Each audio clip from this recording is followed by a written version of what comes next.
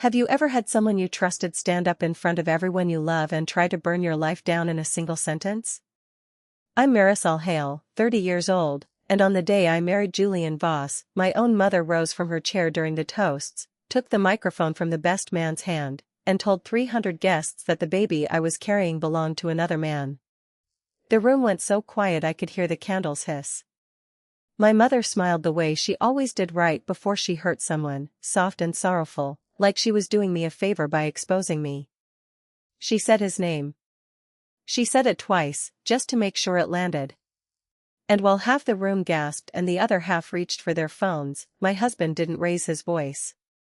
He didn't defend himself. He reached into his jacket pocket, pulled out a plain white envelope he had been carrying since before we said our vows, and set it gently on the table in front of my mother. 6 months later, that envelope would be the reason her entire world came apart in front of the same 300 people. Welcome back to Hidden Family Revenge, where the people who underestimate you always find out too late exactly who they were dealing with.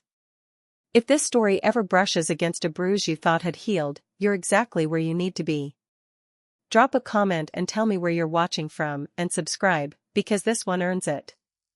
Now let me take you back to the night everything started, 3 years before that wedding, to a hospital cafeteria at 2 in the morning where I met a man mopping up spilled coffee like it was the most important job in the building.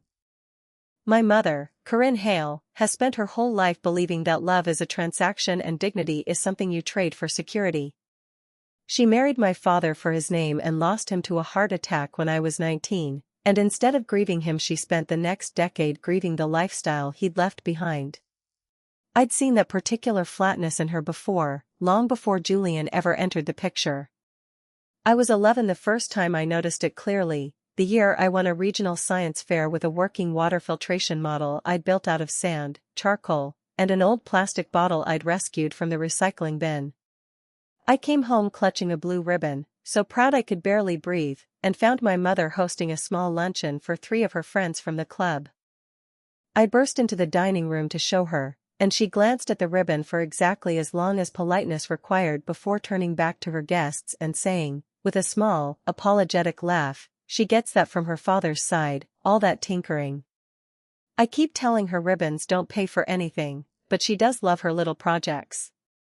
Her friends laughed along, and I stood in the doorway holding a ribbon that suddenly felt like nothing at all, and I understood, even at 11, that in my mother's accounting, the things I built with my own hands would never be worth as much to her as the things that could be worn, displayed, or married. That memory sat quietly in me for 19 years, and it was the first thing I thought of the moment she stood up with that microphone at my wedding, because some patterns, once you finally see them clearly, never really surprise you again. They only confirm what some tired, hopeful part of you had been refusing to believe. By the time I was 26, she had one plan left for restoring what she called our standing, and that plan had a name. Derek Ashby. His family owned half the commercial real estate on the east side of the city, and Corinne had decided, without asking me, that I would marry into it. I dated Derek for 8 months because I was tired of arguing and because, for a while, it was easier to let her win the small fights so I could keep my energy for the ones that mattered. Derek was polished and pleasant in the way expensive furniture is pleasant, comfortable to look at, cold to actually live with. He canceled plans when something better came up. He talked over me at dinners with his parents. And the night I finally ended it, he laughed in my face and told me I'd crawl back within a month because women like me always did. I didn't crawl back. I drove myself to the emergency room instead, because I'd sliced my hand open trying to fix a leaking pipe under my kitchen sink like an idiot who refused to call a plumber, and there, at 2 in the morning, holding gauze against my palm, I met a paramedic named Julian Voss who was drinking burnt coffee in the cafeteria because his shift had run 4 hours long. He noticed the blood soaking through the paper towel I'd wrapped around my hand before I noticed him. He didn't make a big scene of it. He just walked over, sat down across from me, and said, "That's going to need actual stitches, not determination." I told him I was fine. He told me fine people don't turn the color of printer paper. He walked me to triage himself, stayed past the end of his shift to make sure they saw me quickly, and when the doctor finished stitching me up, he was still there, leaning against the wall in his rumpled uniform, holding 2 fresh cups of coffee that were somehow worse than the first ones. We talked until sunrise. He told me about growing up the son of a single mother who cleaned office buildings at night, about the scholarship that got him through nursing school, about deciding to become a paramedic instead of climbing some corporate ladder because he liked the version of himself that showed up for people on their worst day and asked nothing in return. I told him almost nothing about my family, and he didn't push. He just listened like what I said actually mattered, which was not a sensation I was used to. I didn't tell my mother about Julian for 4 months. I knew exactly how that conversation would go, and I wanted to keep him separate from her judgment for as long as I could. When I finally did tell her, over a dinner I should have known better than to schedule, she set down her fork very carefully, the way she does when she's deciding whether to be cruel immediately or let the cruelty simmer first. A paramedic, she said, like the word itself tasted bad. Marisol, you have a master's degree in architecture. You are not going to spend your life waiting by a phone to find out if he survived his shift. I told her I loved him.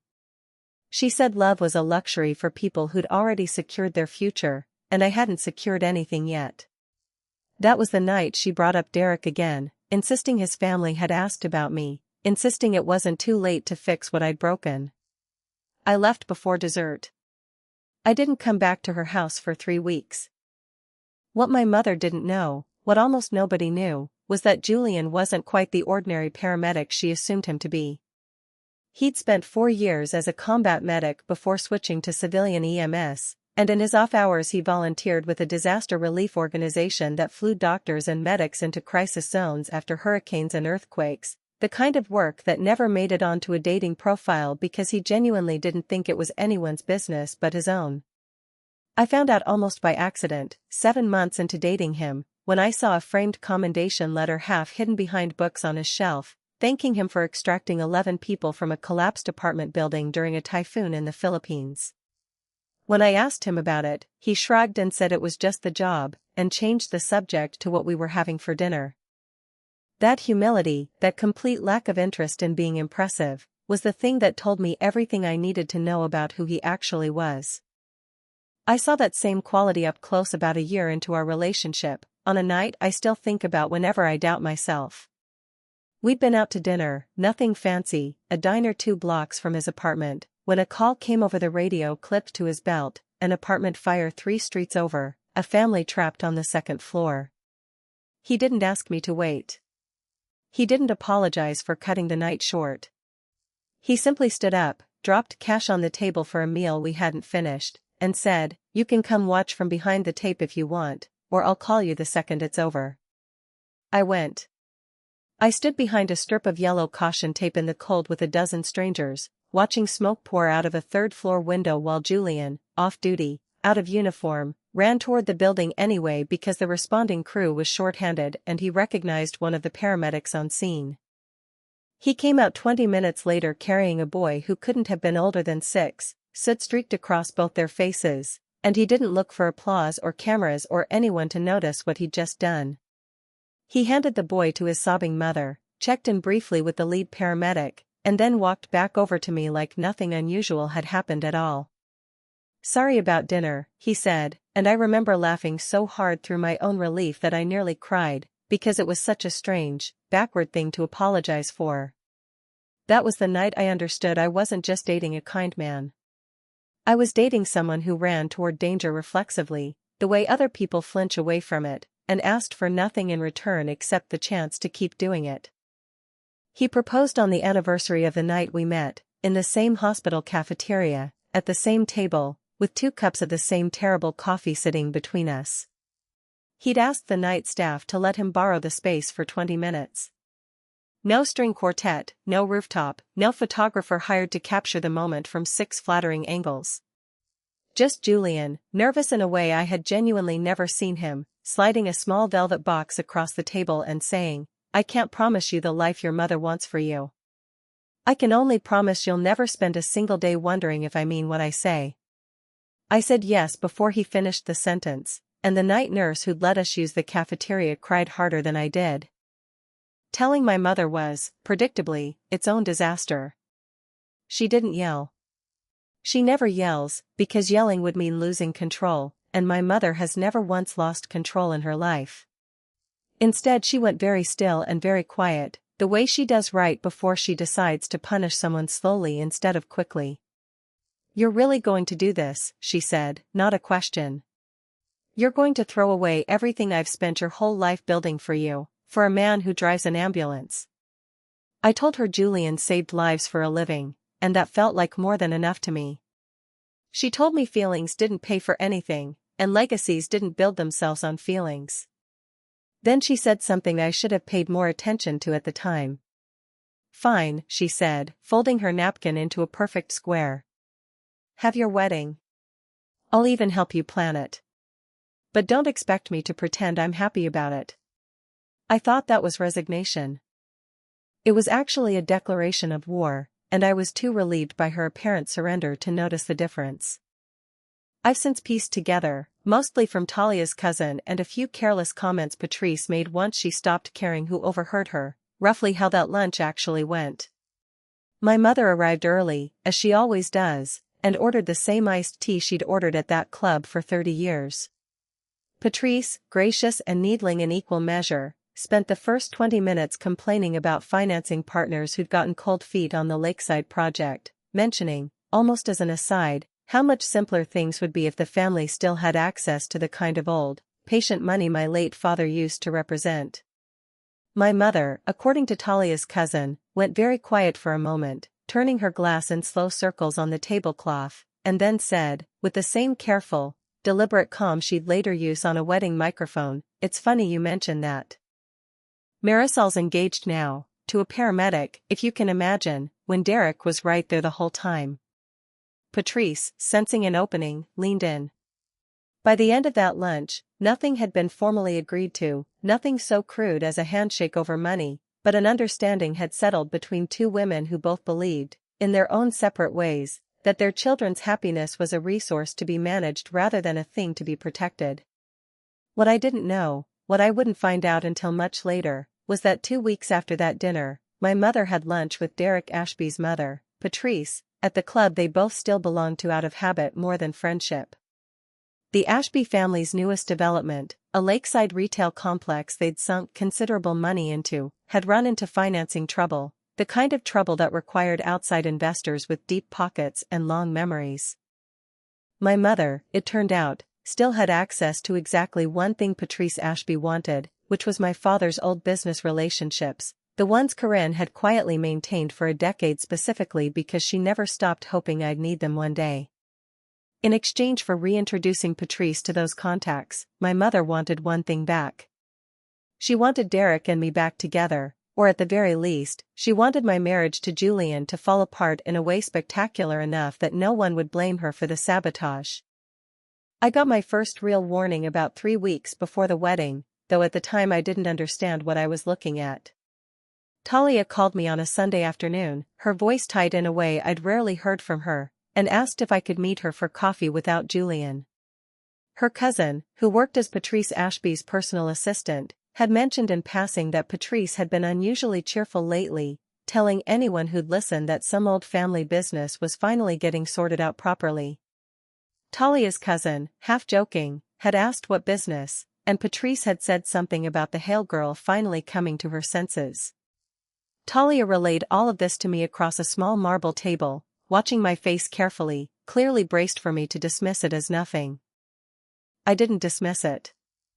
I felt something cold settle low in my stomach, the specific dread of realizing a suspicion you'd been quietly nursing for months might actually be true.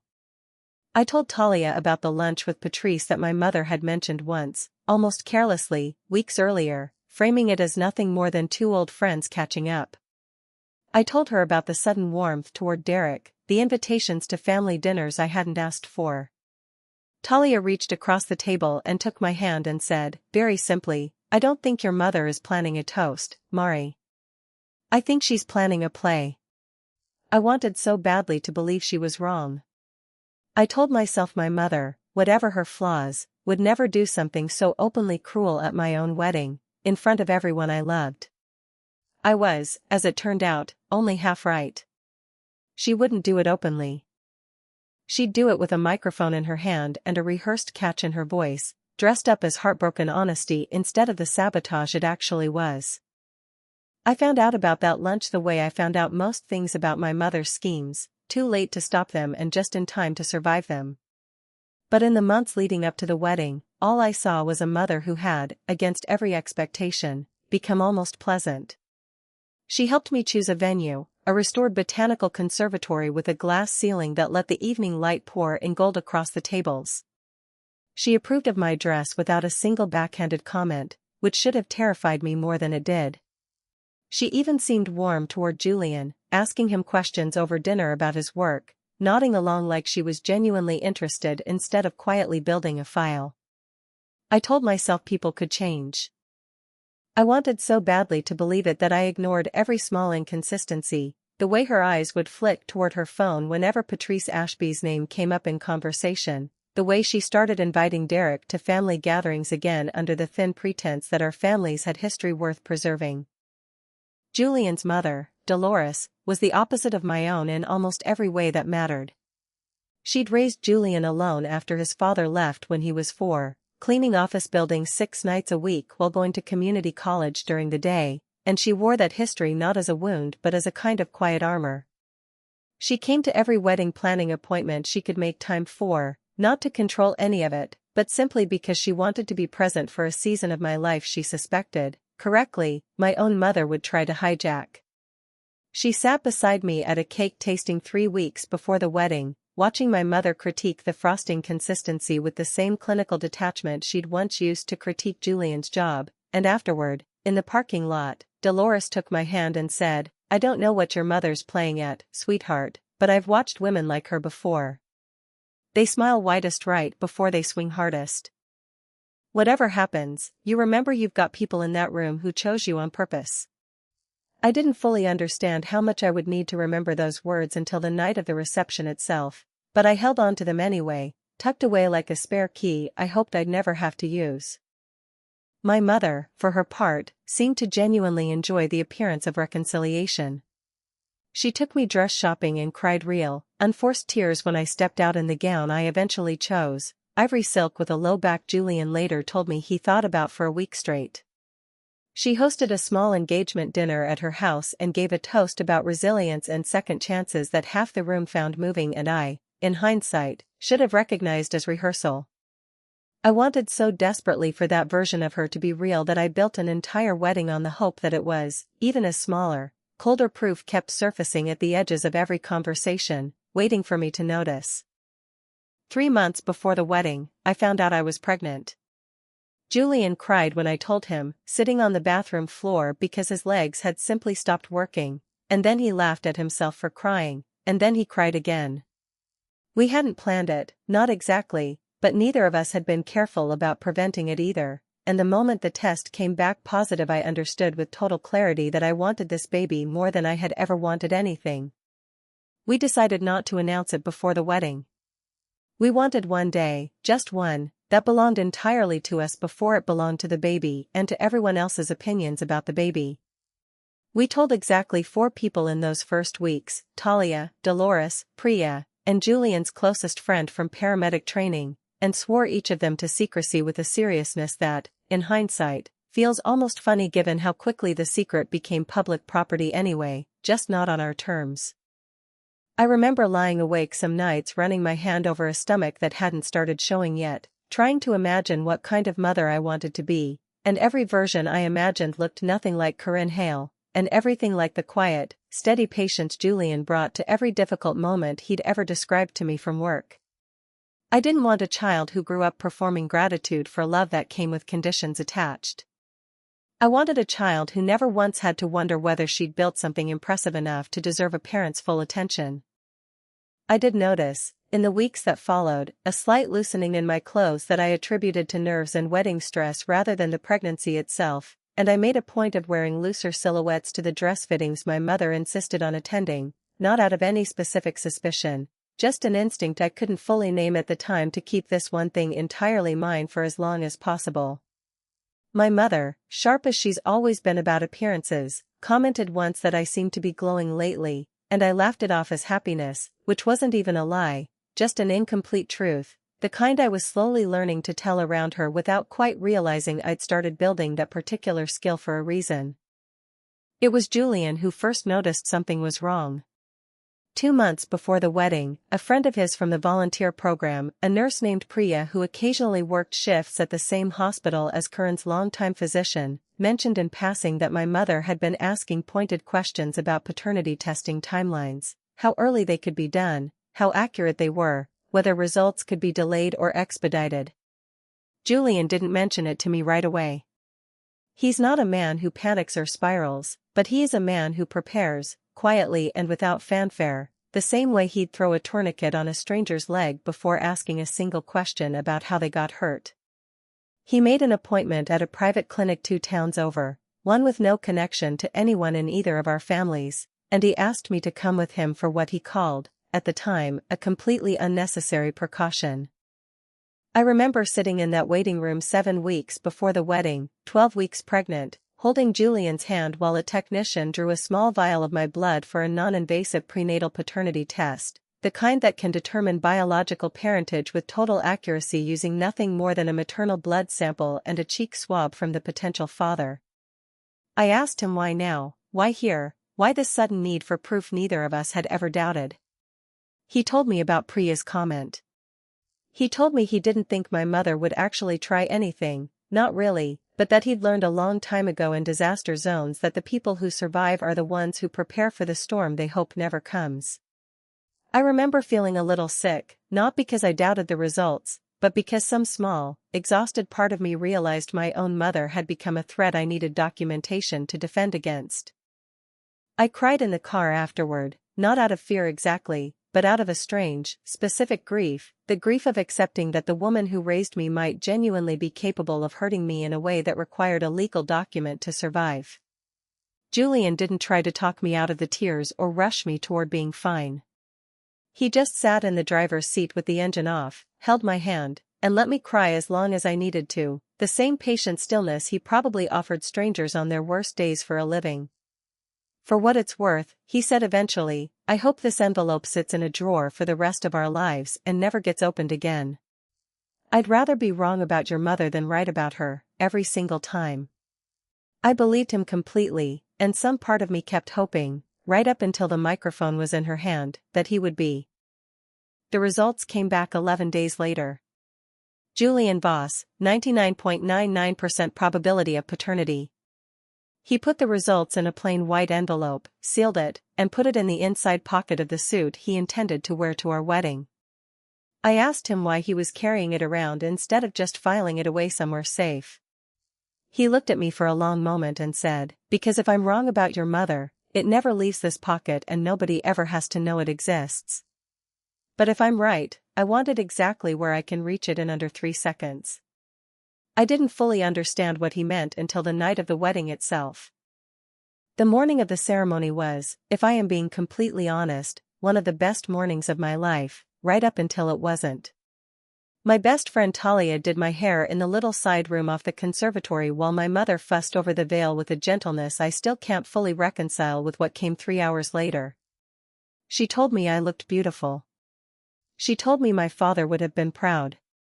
She adjusted a loose pin near my temple and, for just a moment, looked like a woman who actually loved her daughter, and I let myself believe it completely, because believing anything else on my wedding day felt unbearable. Julian's mother, Dolores, hugged me so hard I nearly lost a breath, whispered that she'd waited her whole life to have a daughter and finally got the right one. Julian himself, when I saw him at the end of the aisle in the fading gold light pouring through that glass ceiling, looked at me the way he had looked at me across that hospital cafeteria table 3 years earlier, like nothing else in the room existed or mattered or ever would again. The ceremony itself was small and unhurried, the way we wanted it, 30 minutes of vows we'd written ourselves, mine cracking slightly when I promised to build a life with him the way he'd built a life for everyone he'd ever helped, one small, unglamorous act of showing up at a time. Julian's vows made half the room cry, including men who would later swear on their lives that they never cry at weddings. He talked about the night we met, the burnt coffee and the paper towel soaked through with blood, and he said that somewhere in those 4 hours he'd realized he wanted to be the person who showed up for me specifically, not just professionally, not just on someone's worst night, but for the rest of every ordinary day that came after. "I've spent my whole career running toward emergencies," he said, his voice steady even as his hands weren't quite, "and I never once thought I'd find the best thing in my life sitting in a cafeteria at 2 in the morning, bleeding through a paper towel and arguing with me about whether she needed stitches. I promise you, Marisol, that whatever storms come, and I've learned enough to know they always come eventually, I will already be preparing for them before you even have to ask." I didn't fully understand, standing there in that gold evening light with tears already sliding down my face, how literally he meant that promise, or how soon he'd be asked to keep it. We were married beneath that glass ceiling as the sun went down, and for exactly 2 hours and 40 minutes afterward, I was the happiest I had ever been. Dinner service ended around 8:30. The toasts began the way toasts always begin, Julian's best friend from paramedic training telling a story about a rescue call that went sideways in the funniest possible way, my own maid of honor Talia raising a glass to the two most stubborn people she'd ever watched fall in love. Then my mother stood up. She'd asked for the microphone with a smile so warm and so practiced that not a single person in that room, including me, suspected anything except a mother's sentimental toast to her only daughter. She thanked everyone for coming. She talked, briefly and beautifully, about my father, about how proud he would have been to see me in that dress. And then her voice changed, just slightly, dropping into something quieter and more deliberate, the register she uses when she wants a room to lean in and listen closely. "There's something I need to say," she said, "because I love my daughter too much to let her start her marriage built on a lie." The room went from warm to confused in a single breath. "Marisol," she said, turning to look directly at me, "is pregnant. And I don't believe for one second that baby belongs to Julian." 300 people made a sound I can only describe as a held breath released all at once. My cousin dropped a fork. Someone's champagne glass tipped and shattered against the floor and nobody moved to clean it up because nobody could look away. I felt the blood leave my face so fast I actually swayed, and Talia's hand found my elbow to steady me before I understood I needed steadying. "I've known for weeks," my mother continued, and I could hear, even through the roaring in my ears, how carefully rehearsed each word was, how she'd practiced the exact cadence of wounded reluctance she wanted the room to hear. I didn't want to believe it either. But I saw the receipts, Marisol. Hotel receipts. From April. From the same weekend you told me you were in Chicago for a work conference. She turned toward Derek's table, where he sat in a suit that cost more than most people's monthly rent, his face arranged into an expression of solemn, tragic reluctance that I would later understand had also been rehearsed. "I think we all know whose name is on those receipts. I want to tell you I found my voice immediately, that I stood up and delivered some perfect, cutting rebuttal the way people do in movies. I didn't. I sat there in my wedding dress with 300 faces turned toward me, feeling something between rage and disbelief so total it briefly short-circuited my ability to speak at all. Somewhere in that frozen half-second, I remember thinking, with strange clarity, of the 11 minutes it had taken Julian to run into a burning building for a stranger's child, and wondering, absurdly, whether he'd move that fast for me too, whether the same reflex that sent him toward danger for people he'd never met would show up now, for me, in front of everyone. It was Julian who moved first, and he did not move the way a wounded man moves. He moved the way he moved on every emergency call I'd ever heard him describe, calm, unhurried, entirely certain of what came next. He stood up slowly, buttoned his jacket out of some reflexive formality that struck me even in that moment as almost funny, and reached into the inside pocket where he'd been carrying that plain white envelope since 7 o'clock that morning. He didn't raise his voice. He didn't look at Derek. He looked at my mother, and only my mother, with an expression that wasn't anger so much as something colder and steadier, the look of a man confirming a diagnosis he'd already suspected. "Corinne," he said, "I want to thank you, actually. Because for weeks I've been carrying something around that I hoped I'd never need to use, and I have to say, this is a much bigger audience than I expected to need it for." He walked the envelope over to her himself, set it in her hands, and said, "Open it." Her fingers were not as steady as her voice had been. She tore the seal, pulled out the single sheet inside, and I watched her face do something I had genuinely never seen it do before, which was fail completely to control itself. The paper trembled in her hands. Julian turned to face the room, and for the first time that night, he raised his voice enough for everyone to hear. 7 weeks ago, he said, I took a non-invasive prenatal paternity test at a private clinic, along with my wife, because a friend of mine mentioned that my mother-in-law had been asking some very specific questions about paternity testing timelines. I want to be clear, I didn't do it because I doubted Marisol for 1 second. I did it because I've spent my career learning that the people who hurt you rarely announce it in advance, and I wanted to be ready in case someone I loved needed me to be. He gestured to the paper still shaking in my mother's hands. That result says, with 99.99% certainty, that I am the biological father of the child my wife is carrying. It's dated 3 weeks before this wedding. Which means, Corinne, that whatever hotel receipts you think you found, they don't change a single fact in that room. He paused, letting that settle over the tables, and then added, quieter but no less clear, I'd also just add, for anyone still confused about the receipts themselves, that Marisol was in Chicago that weekend for a work conference, with 40 other engineers, a hotel folio in her own name, and a badge with her photo on it that I imagine any of them would happily confirm. The silence that followed was different from the first one. The first silence had been shock. This one was recognition, 300 people simultaneously understanding that they had just watched a woman try to detonate her own daughter's wedding with a lie, and fail in front of a room full of witnesses holding phones. Derek, to his credit or perhaps his cowardice, said nothing at all. He simply set down his napkin and left the reception through the side doors near the kitchen, and I heard later that he didn't stop moving until he reached his car in the parking lot. Talia told me afterward that she'd been gripping the edge of the head table so hard her knuckles had gone white, ready to physically stand between me and my mother if the moment called for it, a reflex she said came from years of watching Corinne corner me at family gatherings and finding herself, more than once, the only other person in the room willing to interrupt.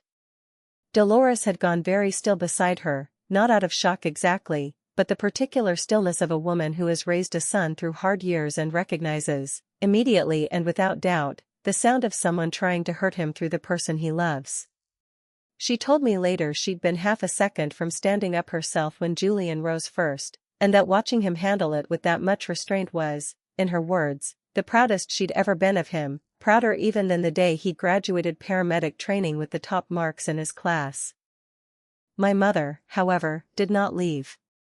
She stood frozen at the microphone stand, the paternity results still clutched in one hand, and for a moment I actually felt something close to pity for her, watching her calculate in real time how badly she'd misjudged the room. I stood up then, finally, my legs steadier than I expected them to be. I walked toward her, not fast, not dramatic, just steady, the way Julian had walked toward her minutes earlier, and I took the microphone gently from the stand beside her. I want to say something, I told the room, and my voice came out clearer and calmer than I had any right to expect. Not to defend myself, because apparently I don't need to anymore. But because I think everyone here deserves to understand what actually happened tonight. I looked at my mother. You didn't find receipts, did you, Mom? There was never a hotel. There was never a work trip you were suspicious of. You had lunch with Patrice Ashby 2 months ago, and somewhere in that lunch, you decided my marriage was a small enough price to pay for reopening old business contacts you thought could save the Ashby family's lakeside development. You didn't do this because you love me too much to watch me build a life on a lie. You did this because you've never once, not one single time in my entire life, valued my happiness over your own comfort. Her mouth opened. Nothing came out. I kept going, because I discovered in that moment that I had a great deal more to say than I realized. I know about the lunch, I said, because Patrice's assistant is Talia's cousin, and small cities keep terrible secrets. I know about the texts where you promised her my father's old contacts in exchange for reintroducing Derek into my life. I know, because I've known for 3 weeks, and I didn't say anything, because some small, foolish part of me hoped you wouldn't actually go through with it.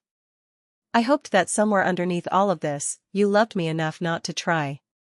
I was wrong, and I think, standing here, I finally understand that I was always going to be wrong, and that's not a reflection of anything I did.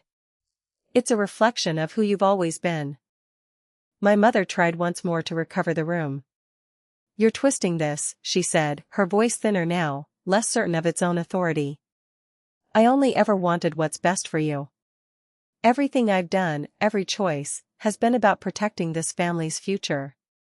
I looked at her for a long moment, and something in me, some final reserve of patience I'd been rationing for 30 years, simply ran out.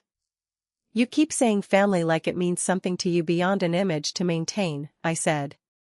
A family protects each other. A family doesn't stand up at a wedding and hand a room full of people a lie designed to humiliate its own daughter. You didn't protect anything tonight, Mom. You tried to burn down the one thing in my life you couldn't control, and the only reason it didn't work is because my husband loved me enough to prepare for exactly this moment, because some part of him understood you better than I ever let myself admit I did.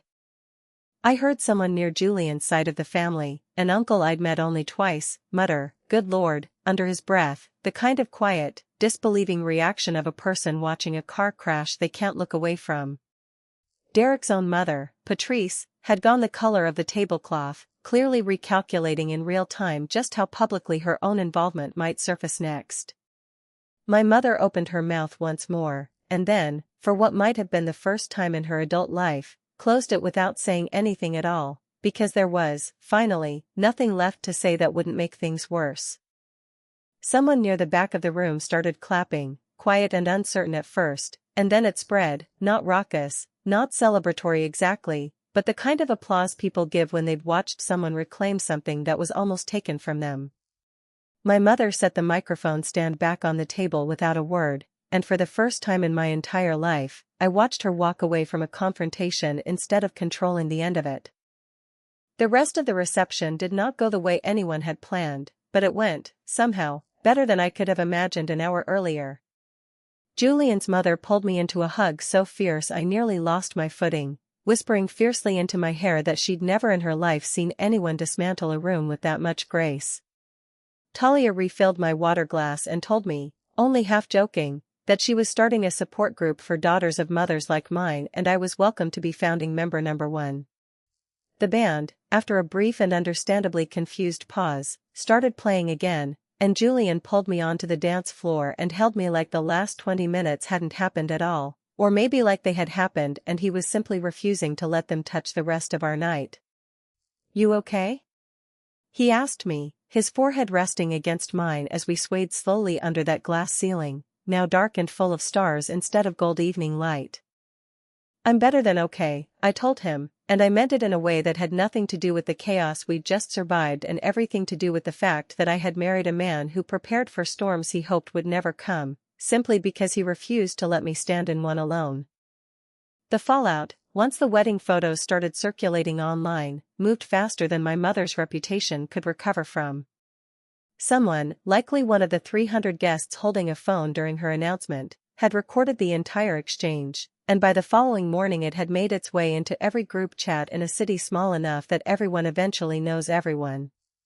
The Ashby family's Lakeside project, already struggling for outside investment, lost 2 prospective backers within the week, both of whom cited, delicately, concerns about the family's judgment and associations. Patrice Ashby stopped taking my mother's calls entirely, which I imagine was its own quiet humiliation, watching the person you'd used finally become too radioactive to be useful. At the hospital, Julian's co-workers had already seen the video before his first shift back, and he told me later, laughing about it for the first time since the wedding, that half the emergency room applauded when he walked in, and someone had taped a printed photo of the envelope to his locker with the caption "Receipts" scrawled underneath in marker. His supervisor, a gruff, no-nonsense trauma nurse named Odell who'd trained him as a rookie years earlier, pulled him aside just to shake his hand and tell him it was the calmest, most surgical takedown he'd ever heard secondhand, and that Julian had clearly learned something useful from all those years of staying steady under pressure. It became, in its own strange way, a small point of pride around the department, less because anyone enjoyed my mother's public unraveling and more because they'd all, at some point, watched Julian remain that composed in front of far worse things than an accusation, and it felt right to them that his calm had finally been witnessed by people outside the walls of an ambulance. My own workplace was quieter about it, mostly out of politeness, though my supervisor did stop by my desk that first week back with a coffee she didn't have to buy me and a simple, "I don't know the whole story, but I hope you know you've got people in your corner." Small kindnesses like that arrived all week, from people I barely spoke to outside of meetings, and I understood slowly that the video hadn't just exposed my mother. It had, almost as a side effect, shown people a version of me they hadn't previously seen, someone who could stand in the wreckage of a public humiliation and still find her footing before the applause even started. My mother called me 4 days after the wedding. I let it go to voicemail. She called again the next day, and the day after that, and eventually left a message so long the system cut her off mid-sentence, something about needing to explain, about how I didn't understand the pressure she'd been under, about how everything she'd ever done had been to protect our family's standing. I listened to it twice, and both times I heard the same thing underneath the words, not an apology, but a woman still trying to find the version of this story where she was the one who'd been wronged. I showed the voicemail to Julian, mostly because I needed someone else to confirm I wasn't imagining the absence of any actual accountability in it. He listened once, quietly, and then set my phone down on the counter with a gentleness that somehow communicated more restraint than if he'd thrown it across the room. "You don't owe her a response to that," he said. "Not because she doesn't deserve one eventually, but because that message isn't actually asking for forgiveness. It's asking you to manage her feelings about what she did, and you've spent your whole life doing exactly that instead of just feeling your own." I sat with that for a long time after he said it, and I realized he'd named something about my mother more precisely in 11 seconds than I'd managed to name in 30 years of living inside it. Those 6 weeks of silence were not restful, exactly, but they were the first genuinely quiet stretch I'd had with my mother in years, and I noticed how much lighter I felt without the constant low hum of managing her expectations in the back of my mind. Talia checked in on me most days, sometimes just to sit on my couch and watch bad television without discussing any of it, which turned out to be exactly the kind of support I needed most. Dolores called once a week, never pushing, always ending the call the same way, reminding me I owed my mother nothing on any particular timeline. Julian never once told me what to do about Corinne. He simply kept showing up, made sure I ate on the days grief made that hard, and let me arrive at my own conclusions in my own time, which I've come to understand is its own quiet form of love, the kind that doesn't need to manage you to prove it cares. When I finally did call her back, it wasn't because I'd forgiven her. It was because Julian, gentle and unbothered as ever, told me that whatever I decided to do about my mother, he wanted it to come from a place of clarity rather than exhaustion, and 6 weeks had given me exactly that. I met her at a small coffee shop near her house, neutral ground, no audience, no microphone. She looked smaller than I remembered, or maybe I'd simply grown taller in the space she used to fill. She apologized, and for once it didn't sound entirely rehearsed. She admitted the lunch with Patrice, admitted the deal, admitted that some ugly, threadbare part of her had genuinely believed that if she could just delay my marriage long enough, I would eventually see reason and choose the life she'd always wanted for me instead of the one I'd built for myself. "I don't need you to understand why I did it," I told her, stirring a coffee I had no intention of drinking. "I need you to understand that you don't get to be part of my daughter's life the way you were part of mine, not unless something in you actually changes. Not performs changing. Changes." She nodded, and I watched something in her face crack open just slightly, not fully, not enough to call it healing, but enough to call it a beginning. Our daughter, Eliza Ruth Voss, was born 5 months later on a Tuesday morning in March, 7 pounds 2 ounces, with her father's steady dark eyes and, according to Talia, my exact stubborn chin. Julian cried again, harder than he had the day I told him I was pregnant, and this time he didn't bother laughing at himself for it. My mother came to the hospital and asked, quietly, from the doorway, whether she was allowed to come in, and I said yes, because I'd decided somewhere in those 6 weeks that closed doors should be earned through actions, not held shut out of spite forever. She held Eliza for exactly 11 minutes, and I watched her the entire time, and for those 11 minutes, at least, I believed she meant every soft word she whispered to my daughter. Before she left that day, My mother lingered by the door a moment longer than necessary, the way people do when they have something to say and aren't sure they've earned the right to say it yet.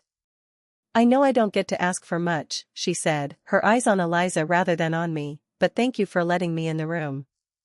I didn't say it was nothing, because it wasn't nothing, and I'd promised myself I wouldn't pretend boundaries away just to make a moment feel softer than it was. "You get to keep earning it," I told her, "the same way anyone does."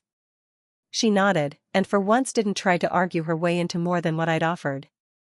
Dolores arrived 20 minutes after my mother left, carrying a soft yellow blanket she'd knitted herself over the course of the pregnancy, uneven in places in a way that made it somehow more precious, and she held Eliza like she'd been waiting her entire life for exactly this moment, which, in a sense, she had. "Well," she said, peering down at her granddaughter's scrunched, furious newborn face, "there's the family temper, right on schedule." Julian laughed so hard he had to sit down, and I remember thinking, in the exhausted, floating clarity that comes right after childbirth, that this room full of people who had shown up and kept showing up, was the family I'd actually built, regardless of whose name was on any document. These days, Julian still works overnight shifts at the same hospital where we met, still volunteers 2 weeks a year with the same disaster relief program he never talks about unless someone finds the commendation letters first. I kept that plain white envelope, the one with the paternity results that ended up mattering far less for what they proved and far more for what they represented, tucked in the top drawer of Eliza's dresser, not because we ever need to prove anything to anyone again, but because I want her to know someday exactly how far her father was willing to go to protect a family he hadn't even met yet. Eliza turned 1 this past March, and we celebrated with a small backyard party, nothing like the conservatory and its glass ceiling, just folding chairs and a store-bought cake and Julian's coworkers trading stories with mine while Eliza smashed frosting into her own hair with both fists. My mother came, called first as always, brought a gift that was thoughtful rather than extravagant, a set of wooden blocks Eliza was still too young to appreciate but would grow into within the year. She stayed for 2 hours instead of leaving before dinner, the longest visit she'd allowed herself since the wedding, and at one point I caught her sitting alone on the porch steps, watching Eliza toddle unsteadily across the grass toward Julian's outstretched arms, and something in her face looked less like performance than I had seen from her in years. When she noticed me watching, she didn't rearrange her expression into something more presentable the way she used to. She just said, quietly, "She's got his patience, doesn't she?" Thank God for that. It was such a small, honest thing to say that I nearly didn't recognize it as growth, and then I did, and I let myself sit down next to her on the steps for a few minutes, not because everything was fixed, but because some repairs happen exactly like that, in small, unglamorous increments nobody throws a toast for. Julian watched us from across the yard, Eliza balanced on one hip, and caught my eye just long enough to give me the smallest, steadiest nod, the same look he'd given me across a hospital cafeteria table 3 years earlier, like he understood exactly what that moment cost me and was proud of me for taking it anyway. My mother visits twice a month now, always calls first, usually stays longer than she used to, small, deliberate steps in a direction that finally feels like it's headed somewhere honest instead of somewhere convenient. It isn't the relationship I once hoped we'd have as a little girl, back before I understood how conditional her love could be. It's better than the one we actually had for 30 years, built slowly, on actual evidence instead of performance, and for now, that's enough. Derek Ashby, for what it's worth, moved out of state within the year. I heard through Talia, who still heard things through her cousin, that he'd tried for a while to spin the story to his advantage, telling anyone who'd listen that he'd been dragged into a scheme he never agreed to and had no idea Corinne intended to use his name that publicly. Nobody quite believed him, partly because he'd sat at that table all evening with the exact rehearsed, tragic expression of a man who'd known precisely what was coming, and partly because, as it turned out, he was the one who'd first floated the idea of the hotel receipts to my mother in the first place, hoping a scandal messy enough might scare Julian off entirely and leave the door open for him to step back in as the reasonable, steady choice once the dust settled.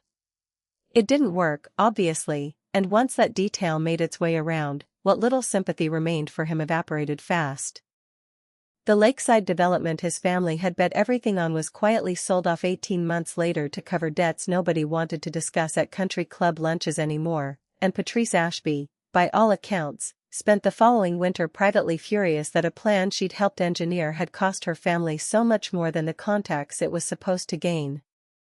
We invited Priya, the nurse whose offhand comment had started the whole chain of preparation, to Eliza's first birthday, and Julian pulled her aside early in the party to thank her properly, something he'd never quite found the right words for in the chaos of the months right after the wedding. "You didn't have to mention it," he told her. "It wasn't even really your business to mention."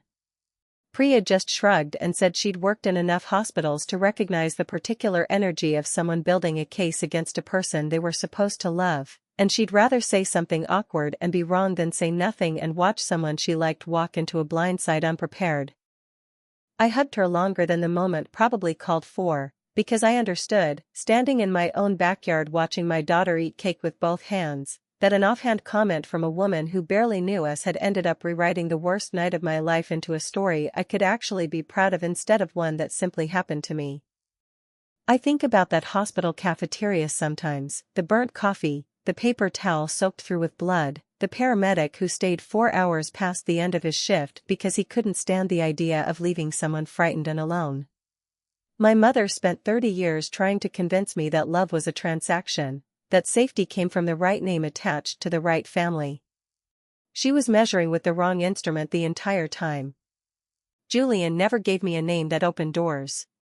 He gave me a man who shows up, prepares for storms he hopes never come, and stays exactly as long as it takes to make sure the people he loves are safe. That's worth more than every contact my mother ever tried to trade me for. Some nights, after Eliza's finally asleep and the house has gone quiet, Julian and I sit on the back porch the way we did that first night outside the burning building, and I tell him, more often than he probably needs to hear it, that I'm grateful he's the kind of man who prepares for storms instead of hoping they'll simply pass him by. He always says the same thing back, that he didn't do anything special, that anyone would have carried that envelope if they loved someone enough. I've stopped arguing with him about it, because I think that particular blind spot, his complete inability to see his own steadiness as remarkable, is exactly the thing that makes it so. The people who save you rarely think of themselves as anyone's rescue. They just think they're doing what needs doing, quietly, without an audience, long before anyone else even realizes a storm is coming. That's my story. A wedding built on a lie that lasted less than 3 minutes, a plain white envelope carried in a jacket pocket since 7 that morning, and a mother who finally learned what it costs to underestimate her own daughter. If this reminded you that the people who claim to protect you sometimes need to be the ones you protect yourself from, take that as your sign to trust the quiet people who show up instead of the loud ones who perform love for an audience. Share this with someone who needs to hear it. Drop a comment and tell me where you're watching from, and subscribe too. I'll see you in the next one.